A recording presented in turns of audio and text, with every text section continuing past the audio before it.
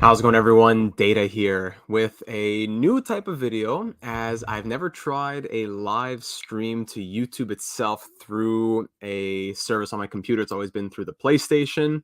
So trying something this afternoon with the NHL Entry Draft coming tonight. There are a lot of rumors flying around right now, and there are some wild things going on. So for the next half hour, 45 minutes, hour or so, a little lunchtime rumor report going through what may happen in the NHL.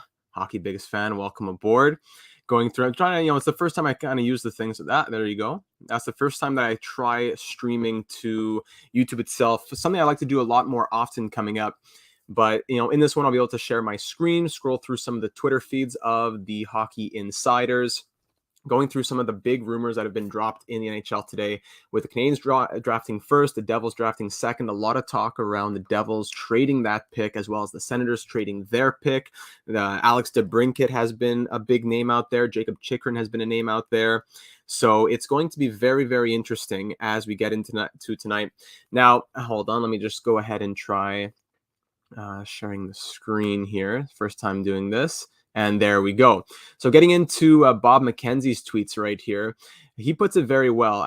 This is what you'll see very, very often in the draft. I can't tell you how many times I've had that feeling on the morning of the draft, only to have the draft be nothing but teams making their picks in the order of selection and everyone feeling let down by a lack of action. We can always hope, though. So there's a lot of things that could happen in this draft. Getting a little bit of a recap of what we've been seeing so far, looking through some of the insiders. At one point, Marc-Andre Fleury was said to have signed. That has proven not to be true. He is still unsigned. He's looking for a 1 to 2 year type of thing on a contender. There's been a lot of talk around Jesse Puljujärvi. The GM of the Penguins, Ron Hextall, says that he would be surprised if the Letang deal doesn't get done soon. John Klingberg will be going to free agency on July 13th. Wes, doing well, my man. Vinny, welcome aboard. Trying a new thing tonight with the live stream. Hopefully this works out. See if I go over here, then swap it to this, then show the comment. There we go. How goes it, my man? So I'm trying something new. It's hopefully something we can do more often moving forward as well here on StreamYard. Going through some other tweets. I'll share the screen in a second, just trying to find myself here on the Twitter feed, refreshing the Twitter feed and all that good stuff. Darren Dreger confirming that here. I'll share this right here. Perfect, with Darren Dreger. Darren Dreger saying that there's a lot of speculation around Chikrin being linked to the second overall pick. The most active teams listing on their picks right now are number 2, which is New Jersey, number 3, which is Arizona, number 7, which is Ottawa, and number 13, the Islanders. There's a lot of talk originally around Josh Anderson possibly being someone who's going to be moved to the Islanders in exchange for the 13th overall pick. There's also been some discussion of the Canadiens kind of, I don't know, maybe bluffing to say that they'll be the ones who take Slafkovsky first overall, which is making the Devils nervous. So I've heard it been said that, maybe the Canadiens are trying to push for that second overall pick as well. What would it take in a package to get the second overall pick? Probably Josh Anderson, Matthias Norlinder, the 26th overall pick, just to begin, then more picks and prospects on top of that. Matthew Tkachuk not going to be moved today, very likely. Elliot Friedman reporting that was a bit of a rumor as well. Connor, welcome aboard. Scrolling down here, Middleton signed that new contract. No new players on waivers today. Rasmus Sandin, now this is very interesting. Rasmus Sandin, if Jay Fresh put this theory out there, if I'm a team looking at the Leafs who only have 6 point some million in salary cap space, I would offer sheet Rasmus Sandin for 4.1 million, give up a second round pick, and then salut la visite, be done with it. So that would be something interesting to keep note of with the Rasmus Sandin RFA situation. JT Miller, a lot of rumors circulating on JT Miller. So trades tonight, JT Miller, Alex DeBrincat, a lot of first round picks. There's a lot that could be happening at this draft, or it could just come to nothing. But there are a lot of teams that seem willing to move those picks. Scrolling down the list here. What else do we got to say here? So Bob McKenzie saying that a lot of teams are convinced Montreal will take Shane Wright with the number 1 overall pick. Greetings from Finland. Yanni, good to hear from you, my friend. So what's nice is I can swap here, go over here, and then I can show this from Yanni. Great to see that. It will definitely be interesting tonight. So Sandin, yeah, he's a name out there. I don't think he'll be traded. I'm not saying that, but I wouldn't be surprised if he gets offer sheeted sometime soon. Teams need to utilize the offer sheet. I don't know why teams are so afraid if it's like a black mark on them or something. Teams need to utilize the offer sheet. Pierre LeBrun also speaking about how Jack Campbell may be leaving Toronto, and if he does, maybe not he may be leaving, but if he does indeed leave from Toronto, the legit contenders would be Edmonton, New Jersey, Washington, and Detroit, just as others have reported around Darcy Kemper. Not a huge market for goaltenders in free agency this year, but it seems like Kemper, Fleury, Jack Campbell, three of those goalies are going to be the starting goalies for Edmonton, New Jersey, Washington, and Detroit. That's assuming that Fleury doesn't stay in Minnesota, which could also be possible as well. Internal debates, speaking of offer sheets, Jake Ottinger could be something, but I would imagine that the Stars would match just about anything in that regard. So be sure to leave your thoughts as well in the comments about any rumors that you're hearing right now. We can discuss some of that afternoon rumors. I didn't want to make a whole video recording all kinds of things because news is changing by the second, and I'm not going to be able to do a full-on live stream with the draft itself tonight. So I want to get some thoughts out there, because, imagine the Canadians draft Shane Wright first overall, which I think they will. And then if they could somehow get their hands on the second overall pick, it would be a boatload to get that done. I don't think it will happen, but people suggesting that with Jesper Bratt being an RFA and the Devils needing a goaltender. Also, speaking of the goaltender mix, Ottawa and Buffalo were deep into conversation about a Matt Murray trade. The Sabres are on his no-trade list, so Matt Murray, as is his contractual rights, stuck to his list. Dinboo, welcome aboard. So the Maple Leafs are also somehow in the mix for Matt Murray, and he would agree to a move there. Arizona, Chicago also looking for goalies. So there's a lot of teams looking for goalies and not a ton of goaltenders on the market. Starter caliber goalies, that is, I don't think, in my opinion. Also told Buffalo would have received an additional asset for acquiring Murray had he agreed to waive the no trade clause, but doesn't look like he's going to be doing that. TSN Hockey pumping out a lot of information now. We just keep refreshing Twitter as we go. As I go back to the StreamYards, let's keep it just on me right here. Gibson, yes. Dinboo, that's a very good point there. Gibson is on the market. So that's another goaltender right there. That will have to come through trade, though, and not through free agency as well. I'm glad you enjoyed the Masterton video. Thank you very much.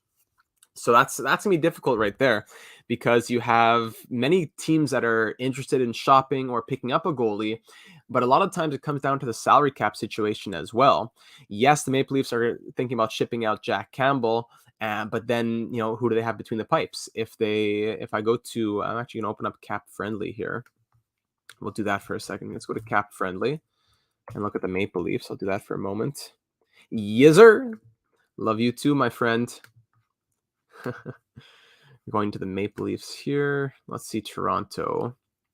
What's their salary cap situation like? Because, and then speaking of left-handed defensemen, Jake Muzzin, is he going to be moving out? If I move this over here, is Jake Muzzin going to be moving out as well? Because if the Maple Leafs are going to be doing something, let's say they have $6.4 million right now to play with, you remove Jake Muzzin, who's making $5.625, so 6.4 plus 5.625, we're at 12.025. There we go, 12.025. If you remove what Gibson's gonna be making, let's say around something like $7 million. Let's say we're down to 5. You still need to fill in 1, 2, 3. So you have 4. Maybe you have 5 defensemen, I guess, if you're using all these other guys as full-time guys. That means Sandin's gonna get signed. If you sign him for something like 4, you're still now having to rely on who's your first pair. It's Morgan Rielly and Justin Hall. That's gonna be difficult. Timothy Liljegren will likely play second pair this year. It's going to be tough. So Shalgren and Marachik, that's probably going to have to be your 1-2, because I don't think Jack Campbell is going to be able to come back. So the Muzzin situation is absolutely interesting, because that's going to be determining quite literally everything that happens for the Maple Leafs, that is, whether or not they are players in the goaltender market or just need to release Jack Campbell and roll with Marachik and Shalgren. So much will depend on if they find a partner for Jake Muzzin. Speaking of left-handed defensemen, the Coyotes may have a partner for Jake Chychrun in sending him to the Ottawa Senators. Let's see what LeBrun says here. Sabres were trying to weaponize cap space by taking on Matt Murray. The proposed deal would have netted them another asset on top of Murray. So even though they're not getting Matt Murray, it seems as though that the Sabres are trying to utilize their salary cap space right now. Toronto doesn't want to get a goalie, but they could get Klingberg. That's the thing. If they remove Jake Muzzin and don't get a goalie, then yes, they have 12 million. And let's say Klingberg's going to get 8. That still puts you in a tough situation for Rasmus Sandin as well. Got to keep that in mind. Depends on what their mentality is going to be moving forward. Just going back here, I want to read some of what I've seen in the Discord server over here. Thanks to all the trade breakers over on our Discord server. We've been talking a lot of hockey and a lot of articles being shared. We have a lot of talk about Kirill Kaprizov and what's going on there. So that also speaks to the draft tonight. Will teams be afraid to draft players from Russia? Will that be something that they need to think about moving forward with this situation going on of fake IDs and military service? Discord server should be linked in the description if you want to join in. Thank you for that. It's a great, Twitter is a great source, of course, for things that break, but we have a lot of trade breakers and news breakers in the Discord server that let things happen, that tell us when things happen right away. So I appreciate them as well. Great help. Scrolling through other things that have happened today. JT Miller watch is full on. So big talks about JT Miller, about Alex DeBrincat, about Jacob Chychrun. These are huge names. What's up with the Russian prospects? What's up with the 2nd overall pick, the 7th overall pick, the 13th overall pick? Would the Coyotes want to move their 3rd overall pick? I wouldn't if I were them. I didn't do a video about the draft rankings with my own personal draft rankings because I think this is one of the hardest years in recent memory when it comes to who's going where. I think Wright goes 1, Slafkovsky goes 2, Cooley goes 3, and Nemec goes 4. After that, you could have anyone. You could have Yurchek at 5, Savoie at 5, Cutter Gauthier at 5, Joakim Kemmel at 5. There are all kinds of different scenarios that could take place. I do think that there's some crazy lists that have guys like Frank Nazar and Brad Lambert at 20 and lower, when I think they're definitely going to be gone before like 15. But there's a lot of differing opinions on how this draft is going to go this year.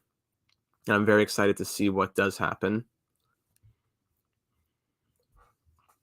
Just scrolling through here. Computer's a bit slow. Never tried doing this live stream type thing before.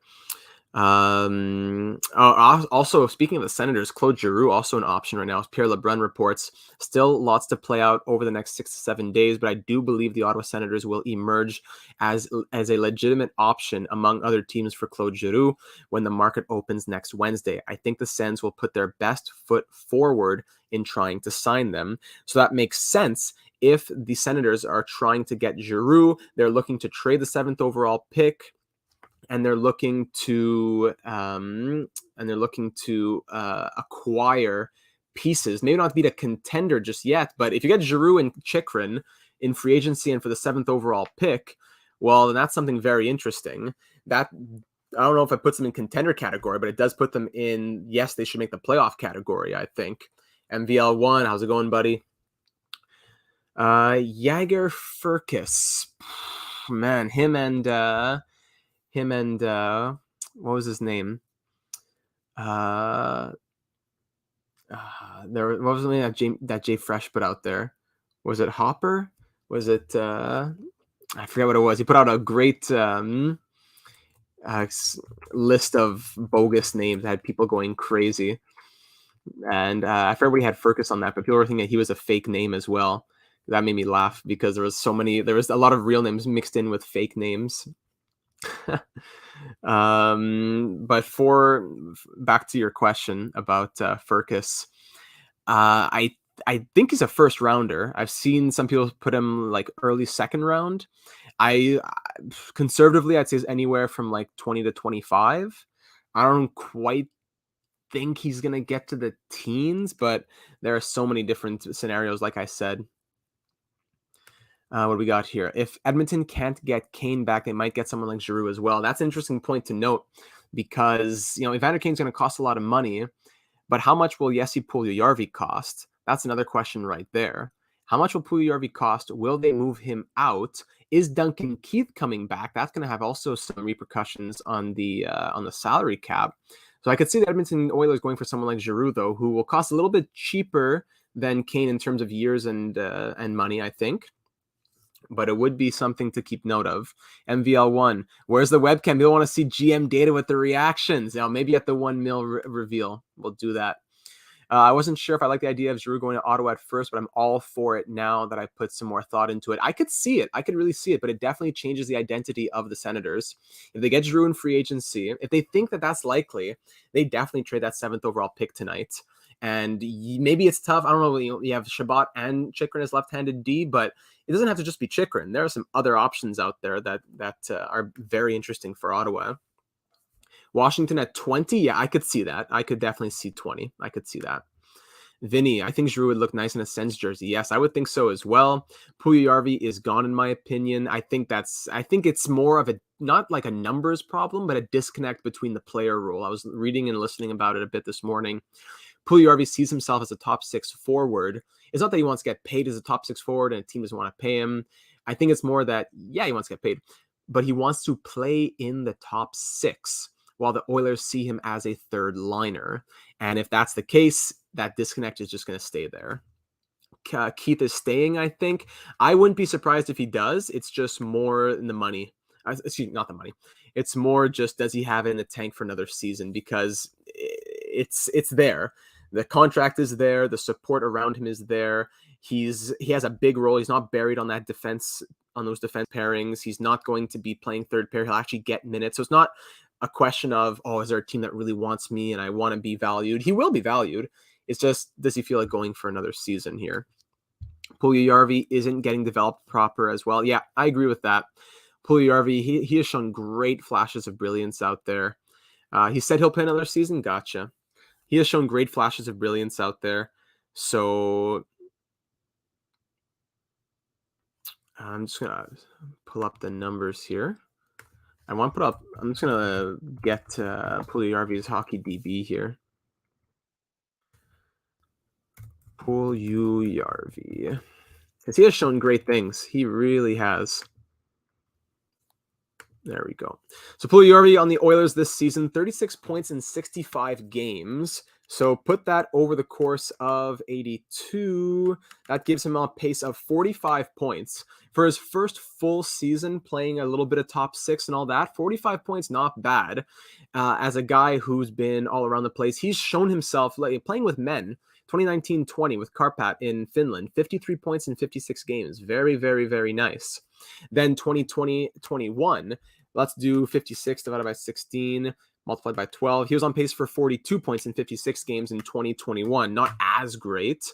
Comes to the NHL in 2021, 15 goals, 10 assists, okay. But then in 21-22, shows himself to have a greater range of abilities. They gave him some top 6 time. He does well, but he's fighting with Yamamoto for it, and he's not being developed as well as he can be. I'm not trying to say he's a star.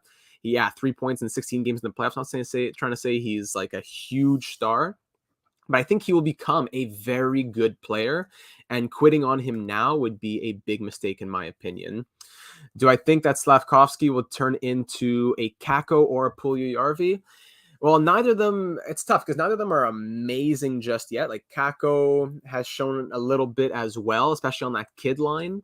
Puljujärvi, like, and as I just said, has shown flashes when given the opportunity. Kakko, I feel like a lot of people are giving up on Kakko very early as well. He's another candidate for someone that a team should snatch up. He had 18 points in 43 games this year. That's on pace, would have been on pace for a 34-point season. Not fantastic. He's 6'3". Slafkovsky, I think he has a lot of mobility.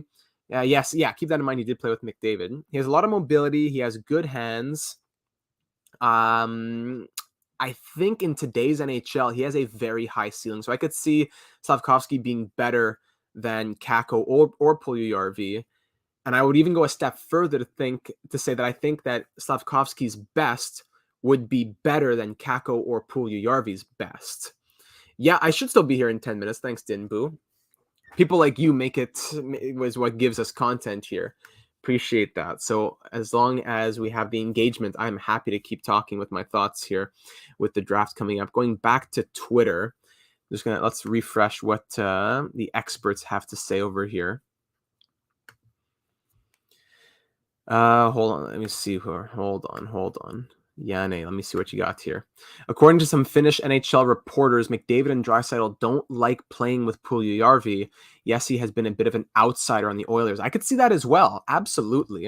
And if McDavid and Draisaitl say whatever they say goes pretty much, if they appreciate playing with Yamamoto, if they had fun playing with Evander Kane, the team will throw the money at them. Puljujärvi, the team, the big guys don't like you as much. You've been a bit of an outsider. You want top six when we want you on the third line. Let's just have a clean break here, and let's just call it for both sides. I think that would make a lot of sense.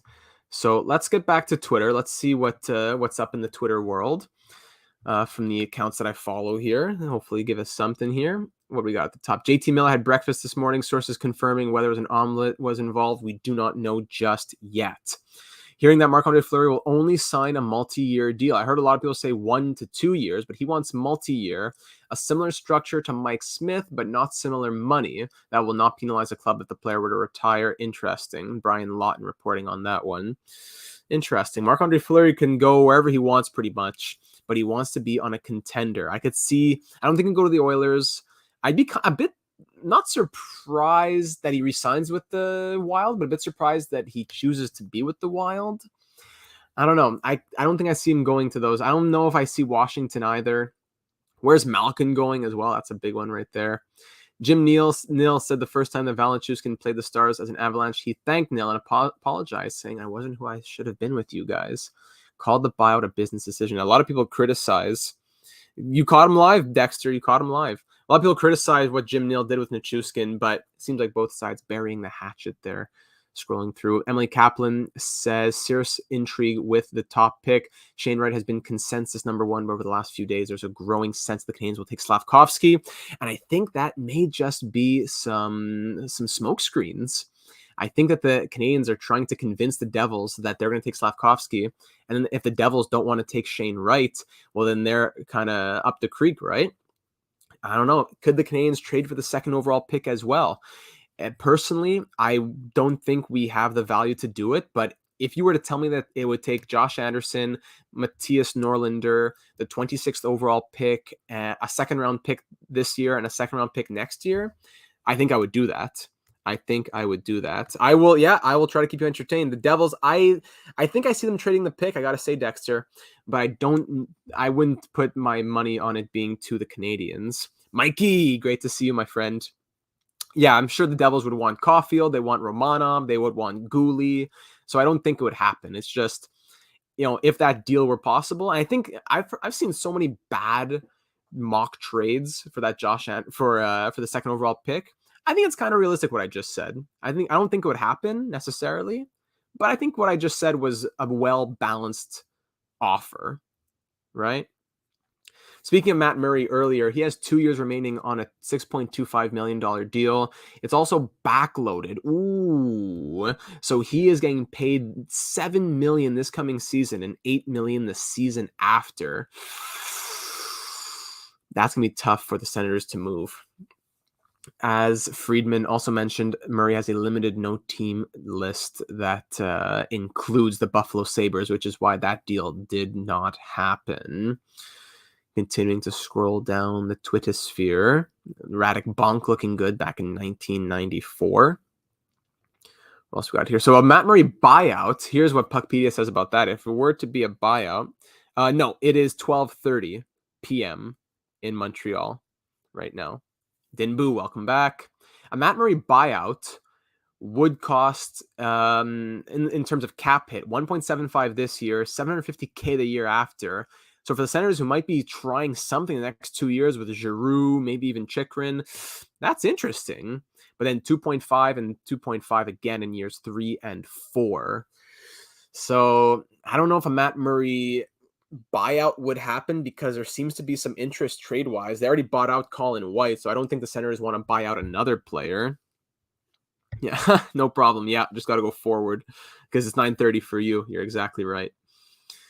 Continuing down here, what else do we see? So crazy stuff in Russia right now with the those prospects. I won't even get into that. The only thing I want to discuss is according to the draft, and that does indeed affect Russian prospects. Would you be drafting one as highly, like Miroshchenko, the player who was supposed to be drafted top 3, who was out all this past year and now will probably be drafted in like the 15 to 20 plus ish range?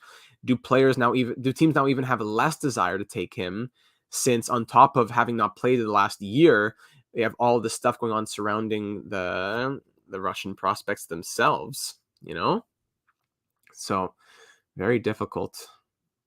Scrolling. Not seeing much more over here. So let me get back to recapping what else happened today. Frank Saravalli, Pierre LeBrun. What else does Pierre have to say for us?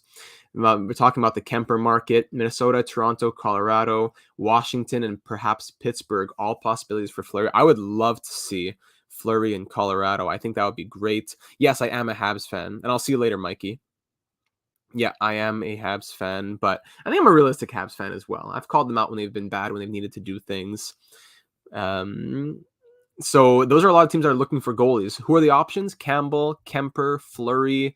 Who else? If Matt Murray gets bought out, perhaps. There are some teams, even Chicago. There are teams that need starting goalies out there. And I don't know. It's going to be difficult. If I was the Leafs, I would trade to get a pick for Miroshchenko. Yes, that would be interesting. That would be interesting. Any team that takes them, a team that's picking between 15 and like 25, anytime a team is picking there, they're going to think like, man, do we risk it now? Do we trade up? Is no one kind of touching him? Is he about to go? That's what's really fun. Like the mind games that go along with it, right? Which defenseman goes first, Jiricek or Nemec? I think Nemec goes first for sure. Let me switch back over here.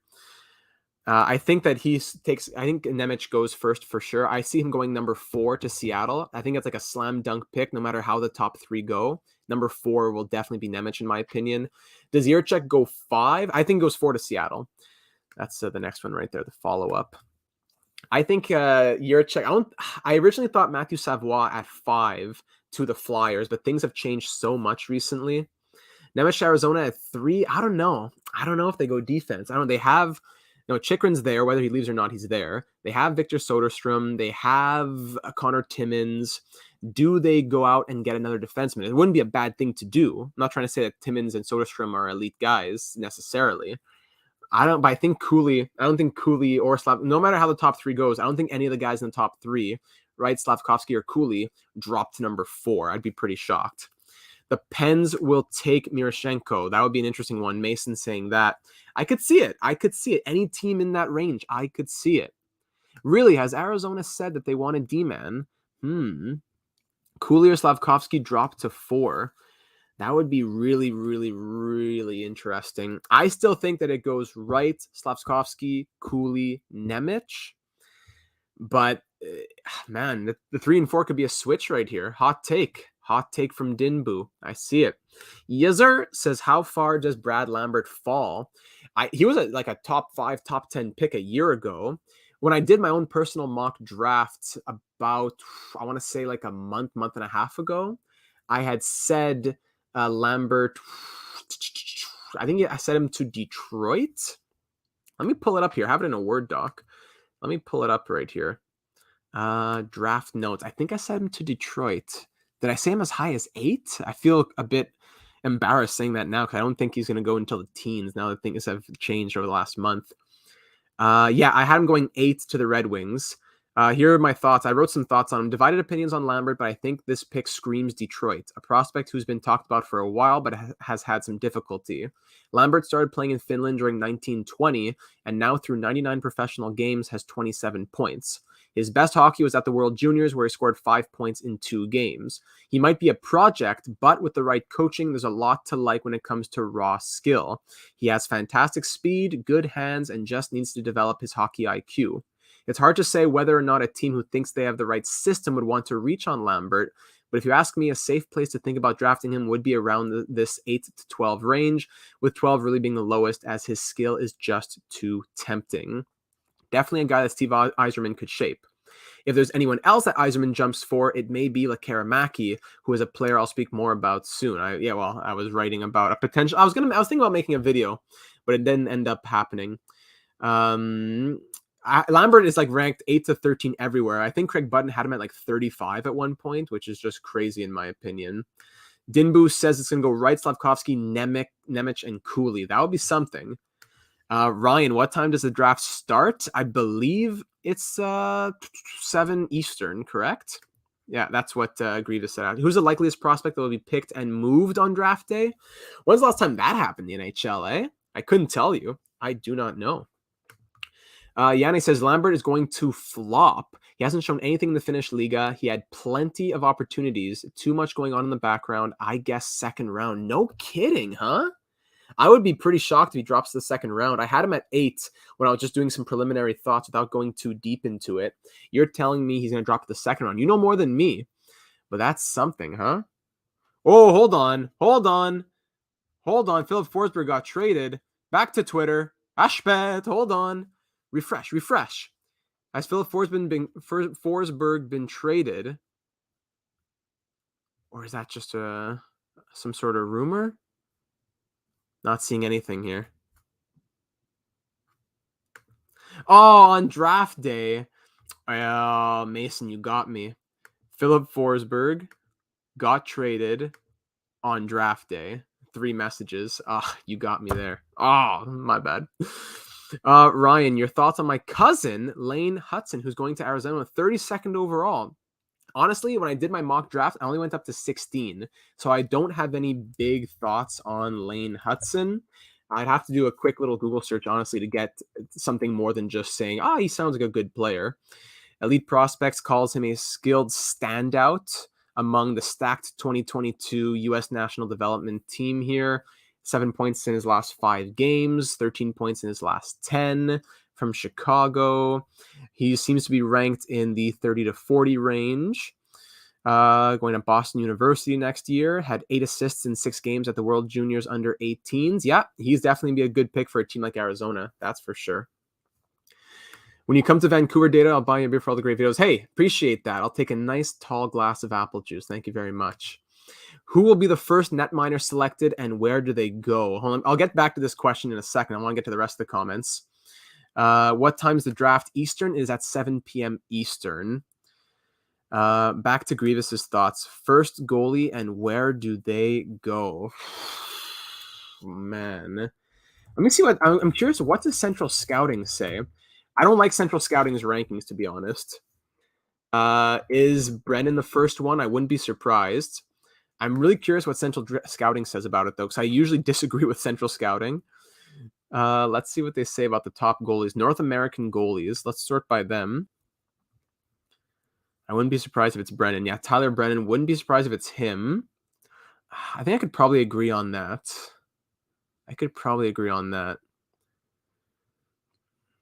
Zhigalov, I'm not sure how to pronounce it, but Zhigalov's been interesting. He's 6'3". He was playing in the QMJHL, near and dear to my heart in Sherbrooke. I could see that. But I think Brennan has to be number 1. 6'4", playing in the WHL. I think that's him. Let's keep going down here. Brennan's gonna be first. Goes in the second. So now where do they go? I don't think I see a goalie going in the first round. So I think that's a good point here from Dinbu. I think that Brennan goes as the first goalie, but in the second round. Mason, who's my team and where are they picking? Le Canadien Montréal, and they are picking 1st and 26th as of now. I think the Canadiens do trade that 26th overall pick, though. That's the thing. I don't think that I don't think they hold on to it. I don't know if it's going to be part of that package if they try to move. I think they're going to try to move up to the top 10. I don't know if it's going to be for the Devils' second pick, as I mentioned previously, that possible mock trade. I don't think that the Canadiens keep that pick, though. Even if it's just moving up slightly, I could see Kent Hughes making something with all the picks the Canadiens have at their disposal. Like, how many picks the Canadiens have tonight? Let me go to their screen here on Cap Friendly. Give me a sec. Montreal Canadiens. There we go. I don't think the Canadiens will necessarily get the Devils pick, but I think that I don't know. I think the Devils are going to trade it. I think the Devils are going to trade it, Dexter. It's going to be tough. But regardless, I can't wait to see I'm going to do a Slafkovsky career simulation on NHL 22 after he gets picked. Do you think the Canadiens will trade up? Yeah, I do think so. Somewhere in the top 10 wouldn't be a huge surprise. Will you be angry if they pick Slafkovsky? I don't know if angry is the right word, because you got to trust the process and trust the management.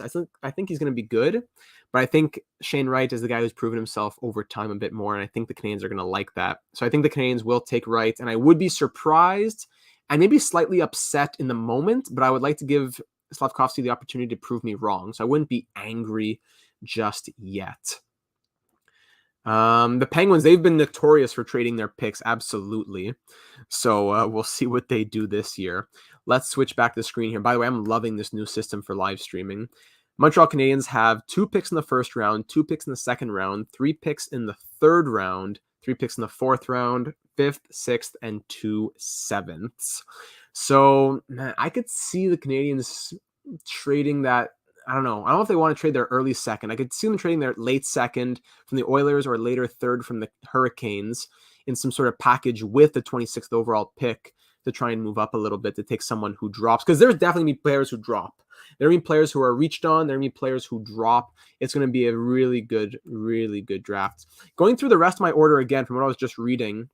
So originally, this is about a month and a half ago, I had Wright number 1, Slafkovsky. I had Cooley actually number 2 initially before he started shooting up the rankings. Then Slafkovsky 3. I had Nemec at 4. Matthew Savoie at 5. I had Jiricek going to the Blue Jackets at 6. Kemmel to Ottawa at 7, but he might even go higher than that. I had Lambert at 8, but now I think he's going to go much lower. Lekaramaki at 10. He's a great sniper. I think he'll go top 10. I'd be kind of surprised if he drops too far. What do I think Washington does in the offseason? I'll get there in a second, Din, but I'll get back to you. I'd Cutter Gauthier at 10 to Anaheim. Pavel Mintyukov going to the Sharks at 11. The second Blue Jackets pick at number 12 being Yurov. I could see him going there because they have a lot of centers already on the Blue Jackets. They would have already taken a defenseman in Jiricek, I think. So I don't know. I thought Savoie was going to go 5, but if Philly wants a defenseman, or if they take a guy like Kemmel, Savoie starts dropping a little bit. He's a top 5 talent. Savoie, he was once thought of as a top 1-2 guy because how young he joined the WHL. He's 5'9", a smaller guy, but very gifted offensively with his passing ability. Lots of upside. Could see him dropping if the Flyers want a defenseman or a bigger winger like Cutter Gauthier. But with Giroux leaving, I could see Savoie being a guy who comes in and gets mentored by Sean Couturier. 13, I had Kevin Korchinski going to the Islanders, Denton Matejchuk going to the Jets at 14, but I don't think I had Geekie going at 15 to Vancouver, but Geekie being a Winnipeg guy and maybe Scheifele being on the way out, I could see that being swapped 14 and 15. 16, I originally had Frank Nazar, but I think he's definitely going to go like top 13. And like I've seen some people say like 5, 6, other people saying like 15. So I don't think he'll drop to 16 that I originally thought, though. After that, I think I had Ogren at 16, Ostlin at 18. That was just some like little thoughts, though, because I didn't actually start fleshing all that out. Del Bellas at 21, Kulich at 20, Isaac Howard 22, Odelius at 23, Beck at 24, Casper 25. But now I think Casper goes in the teens for sure. So it's gonna be interesting. There are a lot of different permutations and possibilities. Jimmy Snuggerud is gonna be in there as well. Miroshchenko is gonna be in there. Owen Pickering is gonna be in there. Nathan Gaucher is gonna be in there. It's gonna be crazy. Do you think there's gonna be a blockbuster trade tonight? I do think so. Whether it be for DeBrincat or JT Miller or the 2nd, 3rd, 7th, 13th overall pick, there's going to be the blockbuster. I don't think all those things are going to happen, but I think there's got to be one. There's got to be one. What do I think Washington does in the offseason? I'd have to sit down and think about it a bit more, but I do think Washington at full health is scary. Put Anthony Mantha to full health. I think a little help on the blue line would be good. Samsonov, he's got to continue to develop well. I don't think Washington does much, in my opinion, in the offseason. I don't see them doing too much. Those are just my initial thoughts. I'd have to sit down and think about it a bit more, but that's what I'd say. Oh, Dexter starting the Huskies. I didn't notice that. The Honolulu Huskies, Dexter, probably one of my favorite franchise mode series. So I think you're really going to enjoy that one. That's going to be good. Dinbu, think they're Nazar at 12. I could see that. To the Blue Jackets, yeah, I could definitely see that. I think they'll take a winger, especially if they take Yurchek at 6. If he's still there, I think that'll happen for sure. Absolutely. Let's go back to the Twitter sphere. See if there's any updated news here. Sorting by some new tweets. Chris Letang signed up. Bang. 6 years, 36.6. Chris Letang. Lock it in, ladies and gentlemen. He has re-signed. So what is that AAV on that? 30, is it just 6.1? Yes, it is. 6.1 for 6 years on Chris Letang. Oh man, that is interesting. And I like it. I like it a lot for the Penguins. The term is long, but I like the number for, you get, instead of paying 7 or 8 for 4, you pay 6 for 6, right? Oh boy. I'll have to find these bells. Yeah, all the bellows. Yeah, Dexter, come to Montreal. Here, let me get back to the live stream here. Let's see. Brendan, I love the walkthrough of a Battle for Bikini Bottom Rehydrated. Man, I would have loved to finish that, but the hard drive of my PlayStation fried like over a year ago, and I lost it all. So I really wanted to finish that. So that's unfortunate. But thank you for the support. Maybe I could get back to finish it someday. I just have to get back to where I was in the series. Who do you think will be drafted by the Sharks? I originally said what's that defenseman's name? I said, sorry, I'm scrolling here. Minchikov from the defenseman in the OHL. That's who I thought originally. So big deal for Letang. Long time for an older guy for sure. But the last couple of years, this last year especially, when he's been healthy, that's been huge. He's been amazing. He'll be 41 at the end of the deal. Yeah, that's true, Alex. That's true. That's yeah. And you put it like that. 6 years. I would have thought like. See you later, Dinbu. Thanks for stopping by. Appreciate your interaction. Oh man. Yeah, that's true. When you think of it like that, eh? Could he still put up some good performances by that age? I don't know. Lambert to the Islanders. He's the nephew of the Lambert. Oh, interesting. At 13. Oh, man. I originally said no way he drops later than 12 or 13. So maybe that's interesting, eh? If they know something you don't. Huh. Other teams don't, that is. Could be, eh? Do I pay for NHL Network? No, I don't have the NHL Network. I do not, unfortunately. Who do the Jets take, Matthew? Let me tell you here. The Jets, scrolling to my initial thoughts here, they're picking 14. Yeah. It depends on if they think Scheifele's in their long-term plans. I think if they don't think that, they're going to go Connor Geekie for sure. 6'4" centerman from Winnipeg, great vision and IQ. He has a high ceiling. But at the same time, if they're thinking defense, because their defense has been decimated a little bit over the years, I could see them reaching a little bit for Denton Matejchuk. Depends on who the defensemen on the board still are. Because they have like 8 NHL ready defensemen right now, I think, including Ville Heinola and guys like that. I could see them moving out some guys to bring in some more quality pieces as opposed to quantity over quality. Try to go quality over quantity. But the more I think about it, the more I think Connor Geekie's a really good fit. So that's going to be a tough call right there for sure. Continuing here. Are the Wild going to package their picks and trade up? I could see that for sure. I could definitely see that because they have a couple in the first round. Yurchek or Nemec higher? I think Nemec is going to go first. I could see he's going to go. I thought Seattle takes Nemec at 4 and Columbus takes Yurchek at 6. Those were my thoughts. How do I watch my games? Usually CBC, Sportsnet, TVA, RDS. Because usually I'm watching Canadians games, and if I'm watching any other team, usually Sportsnet has games and stuff like that. Do you think Geekie could fall to the Blues? Could Geekie fall to the Blues? It's possible. Would I say I'd say it's more unlikely than likely, but I could see it. Some things I would say I definitely don't see it. I'm not saying I don't see it, but I think it's a bit more unlikely than likely. That's what I think. As a Flyers fan, do you think there's any way Nemec drops to us at 5? I don't think so. I think the top 4 in any particular order is going to be it's going to be Wright, Slafkovsky, Cooley, and Nemec. I think that's the top 4. Thanks, Dexter. We'll be in touch. I still think it's going to be Wright, Slafkovsky, Cooley, Nemec in that order.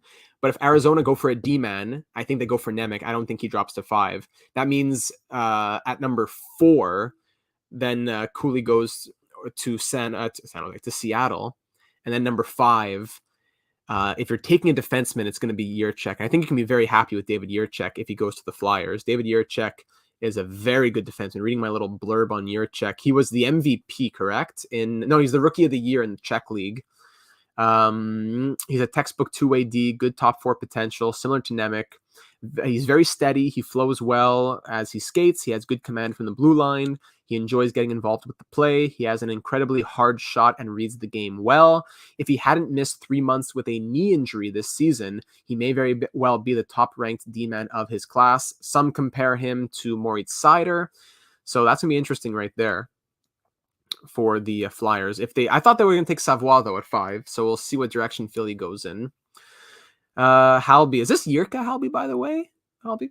Do you think that the GM change is good for the Sharks right before the drafts? Mike Greer is definitely doing a lot here. He's going to have to baptism by fire a little bit. But I know they had to make their call. It was a bit late, but they did their due diligence. They did a lot of interviews. Is it good? I guess it isn't necessarily good, but it was the best with what they were given, I suppose. Savoie, Jiricek, or Gauthier to the Flyers, I'm guessing. Yeah, Cutter Gauthier is interesting because I don't know if he's going to go higher, but Joakim Kemmel is also very interesting too, around that 5, 6, 7 spot. So, yeah, a lot of different ideas there, Jeremy. Who do you think will be the best prospect not picked in the first round? Man, honestly, I don't think... I'd have to see who drops to the second round, because guys who I thought in the first are going to drop to the second, and guys in the second are going to come up to the first. If I had to say a guy who might drop to the second and who's going to be the best, I could maybe Nathan Gaucher could drop to the second round. Maybe Zilkin could drop to the second round. I'm looking through all my original list that I made about a month ago. Maybe those two could drop to the second round. I could see one of those two right there. I could see that. Savoie to the Sens, it's possible. Thanks, Dexter. I'll be in touch. Canadian tradition. Do you think Montreal could package Anderson, Dvorak, and the 26th overall pick for Ottawa's 7th? I don't know. Would Ottawa want more than that? I could see the Canadians packaging like Anderson, maybe Dvorak, Norlinder, 26, and like a couple seconds to try to fight for New Jersey's 2nd. But I would accept that deal for the 7th, absolutely. Just would the Senators want to do it? They want players who are going to make impacts right now, and Anderson and Dvorak do that.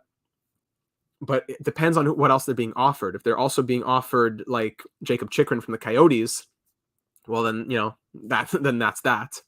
You got to think like what are some other what's the precedent for top 10 picks that are traded? Corey Schneider back in the day. Jordan Stahl was traded for a top 10 pick like at the draft. I'm trying to think draft day trades for a top 10. Those are the ones that come to mind, right? So could Anderson, Dvorak, and the 26th get the 7th overall pick? If I'm the Canadians, if the Ottawa Senators say yes, I'm saying yes.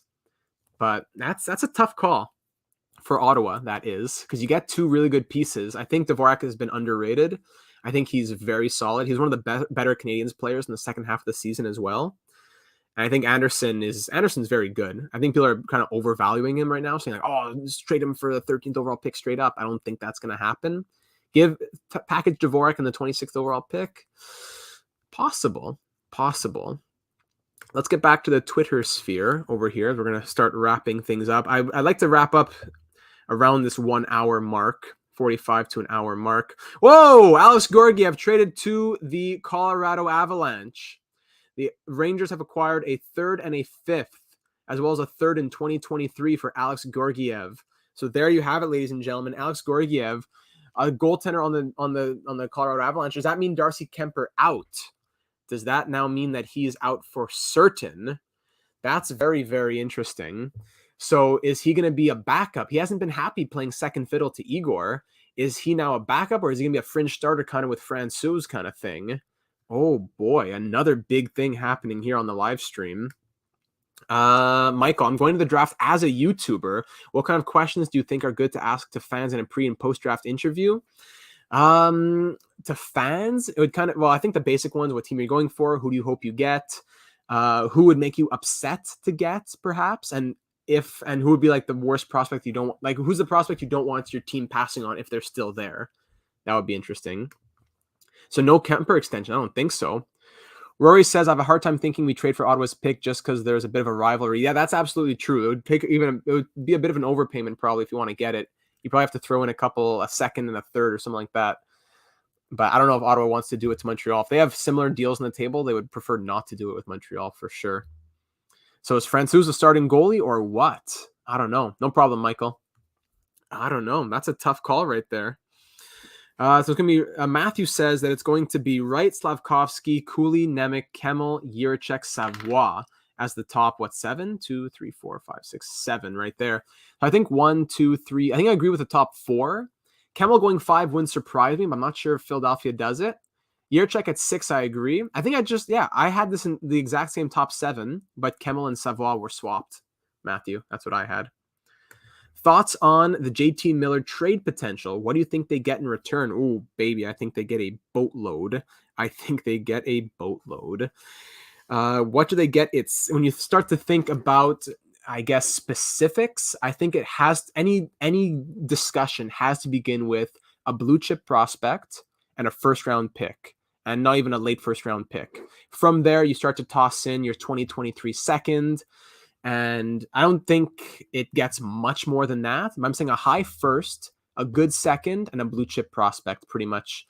I'd say I'd bank on that being the results here, Botch Guy. I would bank on that. Thanks for stopping by as well. Much appreciated. Going to, hold on, there's another comment that hasn't come up. There we go. As a Habs fan, it's not a terrible idea to try and push Ottawa up in the standings so we're worse than them. Tank for Bedard or Mishkov. Absolutely. Carey Price, he's going to be out a little bit. Give a lot of starts to Samuel Montembeault. I could see the Canadians maybe not being the last place team next year, but I could see them being towards the bottom, and hopefully, a little lottery luck wouldn't hurt. Wouldn't hurt at all. That's why, Botch Guy, I see it. I see it right there. Thanks for stopping by as well. I see you have a great channel on there. Hats off to you. You have some tips for a possible steal or a sleeper pick that can be very good. I think Lekaramaki is going to be good. I don't know how sleeper you're thinking. If we're going later on, forget all these guys that I previously mentioned in my top 16. I think a guy like Jimmy Snuggerud, Marco Kasper, even Isaac Howard, I think those are all going to be very good later picks. Those depends how sleeper we're talking, but I could see that. What do you think the Leafs will do about goaltending? I wouldn't be surprised if they just go Marachik and Shalgren, because they got to save their money for other things. I wouldn't be surprised if they also don't just do that, but I think that would be what I recommend them doing, because they got to save their money for other things. Yeah, so if the Canadians finish bottom 7, that's good enough for some lottery odds. So fingers crossed for that. Let's get back to Twitter, though. Big trade there in the NHL is Alex Georgiev goes to the Colorado Avalanche for a 3rd and a 5th this year and a 3rd next year. Big for the Rangers and big for the Avalanche, as they could use him as a fringe starter. They could even give him a lot of starts. That'll be very interesting. Philip Forsberg's agent, JP Barry, met with Preds management this morning in Montreal. No resolution. Discussions will continue. Keep that in mind. Not to state the obvious, but can confirm Darcy Kemper will test the free agent market and is moving on from the Avalanche. So, all right, so Letang gets signed up and Darcy Kemper going to free agency. So is John Klingberg, what we're finding out today. Georgiev, he has struggled in a backup role with the Rangers the past 2 years, played well in the 2 seasons before that. He's a goalie, so lots of uncertainty, but a cheap contract, $2.4 million for another season, kind of prove it to me kind of deal. He has a 48% projected wins above replacement, so 48th percentile that is. What do you say here, Michael? Wright, Slafkovsky, Cooley, Nemec, Jiricek, Savoie, Kemmel, Lekaramaki, Cutter, and Lambert. I like that. I don't know if Lambert's going to go that high, but I like that. Rory, what do you got for me? Habs have literally no reason to try this season, to be honest. No, I don't disagree. Especially if Price is out. Draft is too good. Even a top 5 pick would be amazing next year too. Yeah, I definitely think the Canes will have a top 5 pick. Who knows who it's going to be precisely, but I think that's absolutely certain. I want us to try and win games still, obviously, but don't want to be in no man's land this year for sure. Couldn't have said it better myself. Very, very good. Welcome to all 50 of you watching right now, by the way. It's the first time I do a live stream like this. I'd love to do more of them. If you're enjoying this, be sure to leave a like and do consider subscribing. We do videos like this. We're talking about the real world of hockey, but we're also talking, we have NHL 22 franchise mode, NHL 07 dynasty mode, career simulations for players like Shane Wright, Slafkovsky coming out soon, MLB The Show 22 franchise mode. There's a lot going on in the channel here. So take a second, look around. If you think you'd like it, subscribe, because we'd be that much stronger with you as a part of the hive mind. We would love to have you on board. And if you want to have all the latest news for the draft tonight and discussion, be sure to join the Discord server, link in the description, because we're going to have a fun time tonight in the Discord server. So the Avalanche only have a that's true, eh? The Avalanche now only have a 6th and a 7th round pick after they trade their 3rd and their 5th. That's a big thing to note right there. I did not catch that. They traded their 1st for Kemper, 2nd for Taves, 3rd and 5th for Georgiev, and 4th for Nemeth. So the Avalanche only have a 6th and a 7th round pick this season. Oh my goodness. Wow. That's going to be something for sure. They might trade for a pick. I can see the Avalanche trading for a pick, but they don't have much to trade with. Are we still doing 07? Yes, we are. It's one of the series that takes longer to record and has less viewership, so I don't do it as often as the other ones. And I've definitely slowed down, but I'm doing... I'm definitely still doing it much more recently than I was a few months ago. The goal is to put players around Suzuki and Caulfield so they grow still and hope we don't win too many games. Yeah, I can see that, Rory. Yizer, you should do something like this on the start of free agency. I would love to do that. I think this is a perfect setting for that, because when you're watching the draft, I think people want to watch the draft itself. I don't know if anyone wants to hear from me necessarily, unless you do. But for start of free agency, I think that's a big thing right there. Worst first overall pick of all time. I don't know. I have to think. There's probably someone worse in the 70s and 80s, but like in recent history, it's definitely Patrick Stefan. Or I see. Is it him or Nail Yakupov? I don't know. I have to think about that. That'll be interesting. Back to Twitter over here. So the Avalanche with only 2 selections in this year's draft. That is something. He's an RFA with a 2.65 qualifying offer. Okay, so he's an RFA right now. He has to be signed. And he's 1 year away from UFA eligibility. So sorry, he's not signed to a prove it to me type of deal. That's likely what he will sign. Anything else going on down here? Nothing else new, I don't think. So while recording, and by the way, Chris Letang, here's his card from Jay Fresh. Puck moving ability has remained intact even as his defensive game has slipped. Plays big minutes in all situations. So a couple big things breaking as we've been live over here. Going back to the top. Let's see. Thank you, Dexter. Appreciate that. Do you think Tarasenko gets traded tonight? And if so, where? Sorry, just go back to this. I don't know if he gets traded tonight. There's no one that's come out as a big contender, I don't think, for Tarasenko. I don't think anyone's really been like all in right now. So it's difficult for me to say where, because I think anything I say would just be me really taking a shot in the dark. So I won't throw out a team. But in terms of will he get traded tonight, I don't think so either. I don't think I've heard things heating up enough on Tarasenko for that to happen. I can't even watch the Draft Media Plus on YouTube to watch, and on my channel show it. So maybe we will do another one tonight then. Maybe, eh? I think the Yakupov pick is overhated. The overall draft was weak, and he was a consensus first overall. If he was from North America, he'd probably still be playing the NHL. Yeah, that's fair enough. I think it's more that he was the worst in retrospect, but he wasn't the worst at the time. I don't fault the Oilers for taking him. Defense for money, enjoy. If you ask. Yeah, Bunting. Just enjoy the stream, my friend. Have you heard about the Kaprizov situation? It's horrible. It absolutely is. And it's not just Kaprizov. There's some other Russian players involved, right? So Bill Guerin said he wasn't too worried at the moment right now. So I don't know if he's just kind of downplaying or if he himself also doesn't really know what's happening. But yeah, keep that in mind for sure.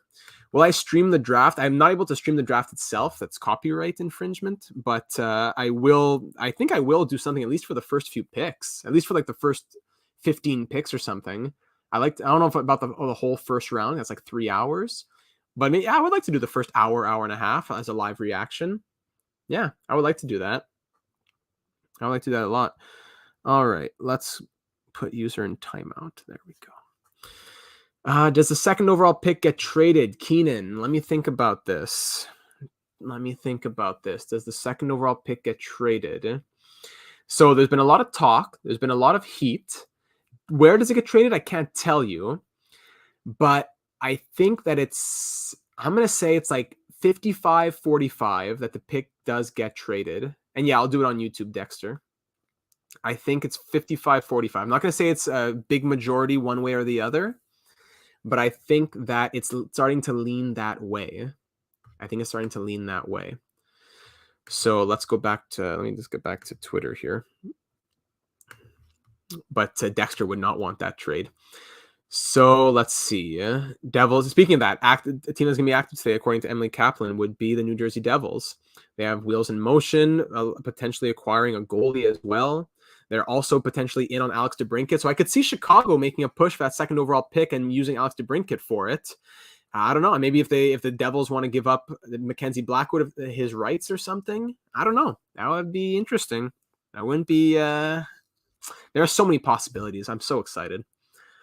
What else we got here? So Darcy Kemper expected to hit the free agent market for sure. Matt Murray, yikes, some rough numbers. I think that's just about it. Nothing else new going on Twitter. So I think we'll go ahead and call it there. The NHL doesn't broadcast the draft now, so we'll do something. We'll do something tonight. So be back for like 6:45, 7 o'clock Eastern here on the YouTube channel. So make sure that you are subscribed so you don't miss that. For the Russian teams, crazy thinking that I'd imagine teams will be more wary about drafting Russians. It could be with the Fedotov arrests, fresh in many people's minds. Guys like Miroshchenko, who was already going to drop, he may end up dropping even more. I don't know. There's a lot to think about in that regard. I'm looking forward to it.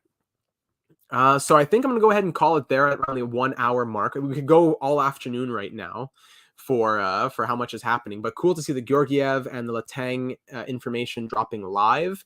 A package of Anderson, Petrie, Allen for the second overall pick. They need a goalie, and they get more players instead of just wanting to bring it. But yeah, if DeBrincat's on the table, I think they're definitely going to go with DeBrincat over a package from Montreal. But I see what you're saying, Rory.